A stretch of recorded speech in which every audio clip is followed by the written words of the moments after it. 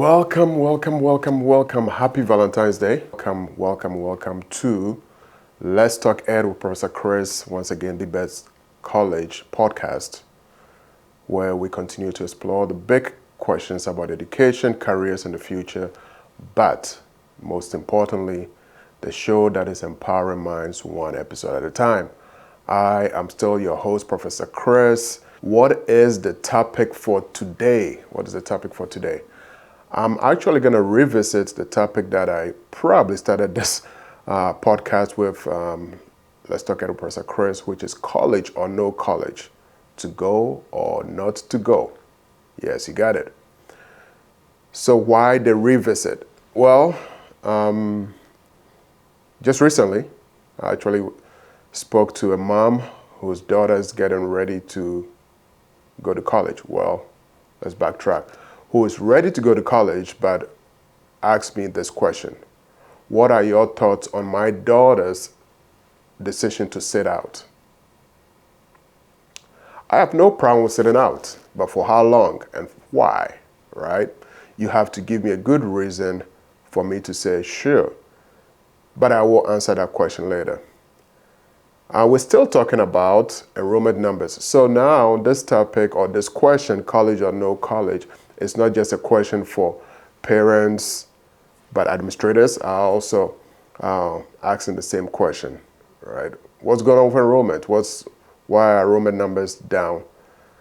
So I believe it is easy to say go to college, but I'm going to be fair today as I handle this topic. So let's get right into it. Dear students, that's how I open up the session today. Dear students, why are you not going to college? So this probably will be for, I guess, high school seniors that are getting ready to go to college, majority of them. But needless to say, there are people who either left college, I don't like using the term dropped out, but left college for whatever reason and trying to find a reason to actually go back. So this could be on a wide spectrum. So again, dear students, why are you not going to college? I personally don't think we've actually defined or explained what college is, and that could be part of the problem. So for this episode, I'm going to do something a little different, okay? I'm actually going to break down this topic about college or no college, to go or not to go, in 5 steps. Be the first step. 1, what is college? Right? Go to college, go to university. No, but what is it? What is really what a college is? And then I'm going to get into the why. Why go? Which is basically going to be the topic for today. College or no college, to go or not to go. And then 3, I will do the where. Picking the right college. Number 4 will be the when. Should I take a break before starting college, which was the question that the parent asked me about her daughter. And then I'm going to wrap up with the how, picking the right major. Okay. I think this will help a little bit. I'm going to take a deep dive into all these 5 sections here, and hopefully by the time we get through this here, it will help to make some decisions. All right, so let's get into it real quick. Number 1, the what. What is college? Google, do whatever you have to do, pull out your dictionary, pull out your encyclopedia. The definition you're going to find for college is it's a place of higher learning where students earn degrees and prepare for their careers. Let's be honest, for anyone who's thinking about going to college, if this is what you were told, how excited are you to go to college? So I actually think the definition is part of the problem. In some cases, by the way, it doesn't seem like you have a choice, right? It is kind of the norm. You finish high school, the next step is to go to college. So then what do you do next? You go with your parents and you visit different colleges and you look at all the nice buildings and you get excited about college. Those are all just little seeds sprinkled, to kind of motivate you if you want, and there's nothing wrong with that. But that still does not really define what college is, okay? My definition for college is that it is a place for nurturing, an experimental growing field, and a lifelong decision stimulator. So yes, I'm probably using a couple of big words here, but I'm going to break it down a little bit. It is a place for nurturing, 100%, because college is one area that provides you with a lot of opportunities. This is what I mean by that. It's like going to a buffet or going to a wedding reception when you have fruits, cakes, all those different choices, all those different options to pick from. But then you also know you only have one stomach. And so you're going to have to pick wisely, right? Like, okay, I'm going to get a little bit of this, and I'm going to try this, and I'm going to try this. That is what college is. It gives you the opportunity, lots, by the way, and it helps you nurture, right? And when I say it is a long decision simulator, that means you're always going to go to, let's say you always go back to the reception. Now you're identifying, okay, the first time I was here, I tried this and I tried that and I got full and I wasn't able to do this. So this time when I go with the same options, hopefully it's not the same wedding, but now how can I balance? Or maybe at this point you've identified that this is the best thing that I like. College provides the opportunity to explore your innermost thoughts of the endless possibilities. Once again, college provides the opportunity to explore the innermost thoughts of the endless possibilities. I associate that with an athlete. Thinks maybe he can only run 2 miles. And then another day it's like, oh, actually I could do 3 miles. I could do 4 miles. You don't know until you get on the track to push yourself, right? That is what college does. It is the opportunity to explore your endless possibilities. I'm going to use Robert Frost's quote here in reference to college. I think college provides the opportunity to take the road less traveled. It brings the best out of you. What you don't know you want, you come out of college. You're not sure. Should I go? Should I not go? Why should I go? You put yourself in that place to develop that possibility of what you didn't think you could do. You probably didn't think you ran 3 miles until you were down on the track. Okay, so why I'm talking about a what, right? It's very quickly what college, I think the definition for what college should be, but also we got to remember what college is not. Contrary to other beliefs, college is not a battlefield. College is not a torture zone. It is not a failed system, as most will make you believe. It's definitely not a failed system. It's a great system that needs greasing here and there, right? But it's not a failed system. And it's definitely not trials and tribulation, right? It is a place to put your confidence and your capabilities to the test. That is my what. Let's move on to 2, the why. The why, which is basically today's topic, college or no college, to go or not to go. I'm going to skip all the steps you hear every time as to, go to college because of this here. Of course, first one is education and skill development. Yes, right? I'm sure everybody's heard about that. What I want to spend a little time talking about here so far as why you should go, which I already touched on, is that it gives you the opportunity to really explore your capabilities, your potential. Most importantly, it is a stage for growth. So one thing you might not think of is critical thinking. You're not going to be able to do critical thinking in a space by your own, right? Because you got to have all the factors that come into play to help you make that final decision. So yes, the reason you probably want to go to college is definitely for your education, but the skill development is a key component, right? So you know how to problem solve. What do you have that you can use for problem solving, the tools to do that? And to me, I think that's actually the bigger part of the education. Then you have, of course, the network and opportunities that your college will provide. The experience, the personal growth, right, that college provides you is very, very great. You're preparing yourself for the real world, okay? And of course, It always comes down to the statistics and the research on, you go to college, this is what you're going to make versus if you don't go to college. And while that is true, I want it to be more than that, okay? And let's be honest, let's be fair. What are your options? You graduate high school and you decide, okay, maybe I don't want to go to college. What are your options? I'm going to answer that. But again, I do when I'm talking to students or to the parents as to why students want to go or should need to go to college, I don't make it too complicated because I know it's the best next step. Okay? All right. So then there's the other part where it says, okay, here's my reasons for not going to college. And usually people start with, well, I think I want to start with a vocational school, apprenticeship. I kind of want to see how self-learning goes, certifications, etc. I think one of the myths that I kind of want to debunk today is the fact that when people start talking about vocational schools, apprenticeship, nobody talks about community college because that is what that is. And actually that's always been my number one reason for, and I'm going to touch on that, is if you're still undecided, you're thinking about this, here's your approach.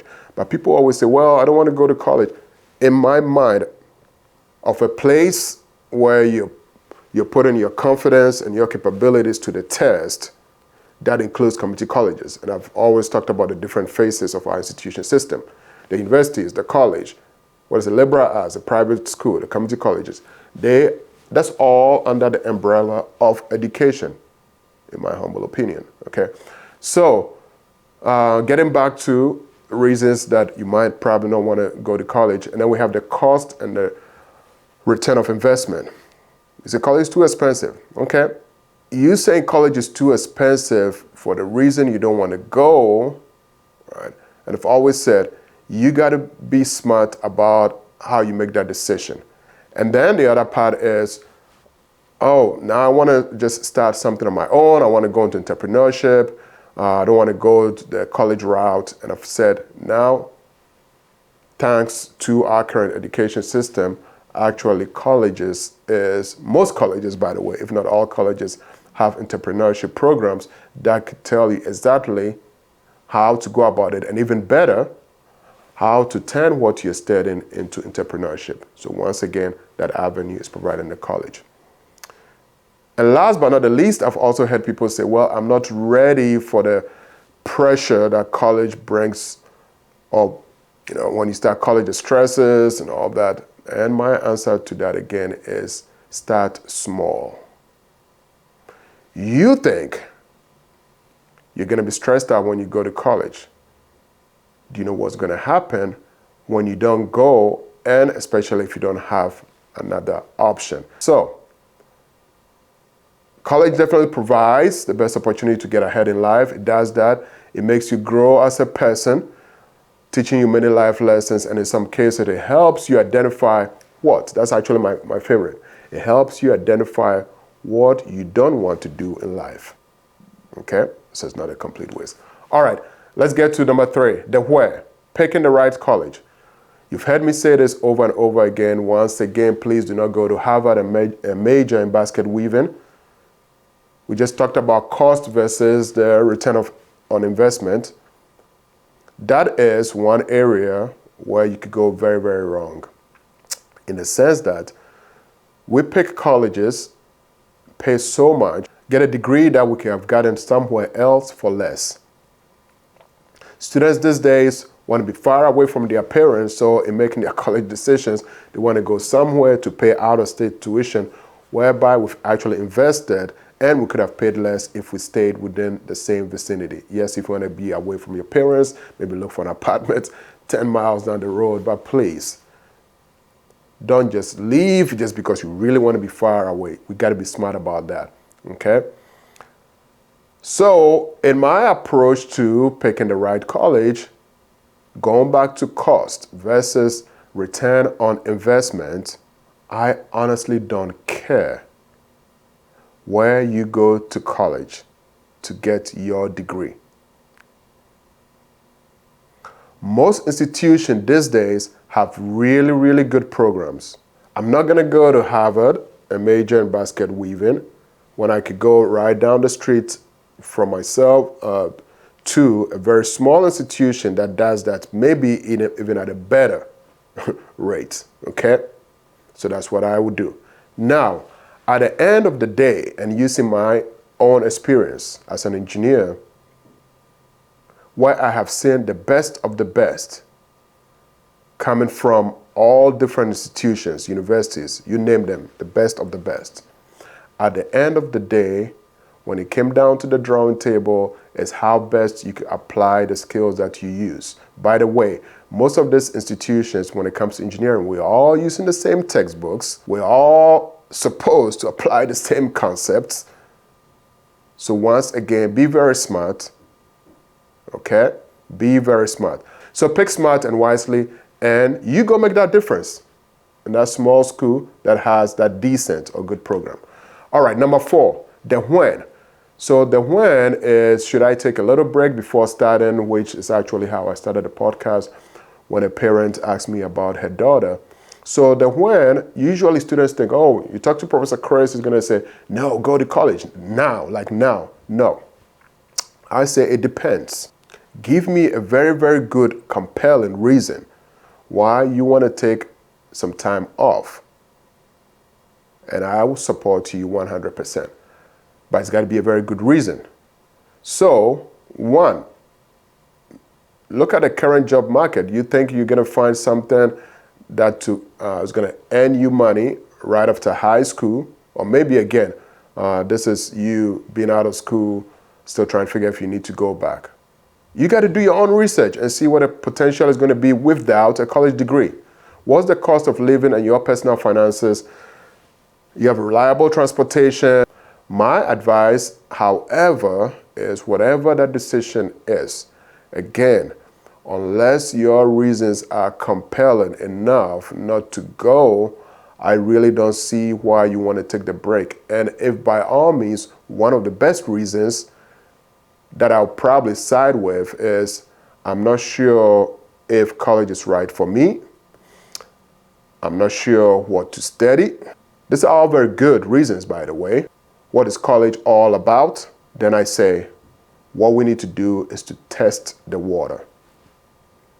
Test the water. What do I mean by testing the water? That means if there's an institution right next to you where you could, so in this case, it doesn't really matter which institution it is. We're just testing the water. We could apply, we could register for just one class. It provides us with the resources and the opportunities on college. And I mean advisors, mentors, people to talk to, people that can help us navigate or make the decision on college. Just one class. Take English 111. Take pre-calc, some basic, simple class that puts you in the college or that institution's environment to test the waters. If you want it cheaper and if you want to be smart, go with the community college. So the when can be very immediate, but again, if you have a compelling reason, maybe I'm stressed, Professor Chris, maybe I just need a little break. And if that is the case, let that break be very, very short. So maybe 1 semester off, 2 semester off, okay, but definitely not more than a year. My last question is, or key point is the how, the right major. So at this point, we are 10 toes deep in, right? We've made our decision, we're going to college. We probably don't know what we want to study, but at least we're going. We are 10 toes deep in. This is what you're going to do. 2 questions that I always ask students. What are you good at? And what are your interests? What are you good at is very, very broad. You like taking things apart. You like talking to people. You like traveling. These are stuff that may interest you. Which of those things are you really good at? Are you good at communicating? Are you good at putting things together? By the way, if those 2 align, we are off on a good start. What I don't want students doing, however, is picking the wrong major for the wrong reasons. And for example, oh, I want to do this even though I'm not really interested in it or I'm not good at it, but it pays a lot of money. Wrong move. My boyfriend or my girlfriend is majoring in it. Definitely wrong move. My parents want me to major in this. Oh boy. I believe gone are the days when, if you're from where I am, where parents want you to either be a doctor, an engineer, or a lawyer, right?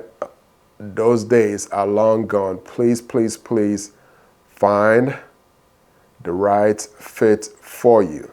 And my last wrong reason for going to college or picking a major is I need to prove everyone wrong.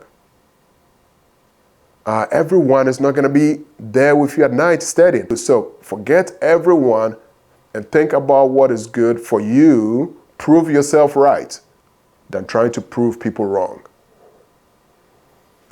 Ultimately, at the end of the day, you want to find what is going to make you happy eventually. So your work becomes a paid hobby. Those are my 5 points. I know it probably took a little bit longer than I intended for this to be, but I think this should definitely help you with this same question once again. College or no college, to go or not to go. Please take some time, watch this podcast again. If you have any questions, if there's anything I didn't touch on, you can let Professor Chris know. Okay. So continue to tune in to Let's Talk Ed with Professor Chris while I continue to explore the evolving landscape of education and careers. Continue to stay curious. Ask Professor Chris, please put your comments, your questions in the YouTube. And once again, we are empowering minds one episode at a time. You thought I forgot. No, I haven't. Don't drink beer, but live beer. Balance, eat well, exercise, and rest. I'll see you all next time on Let's Talk Ed with Professor Chris.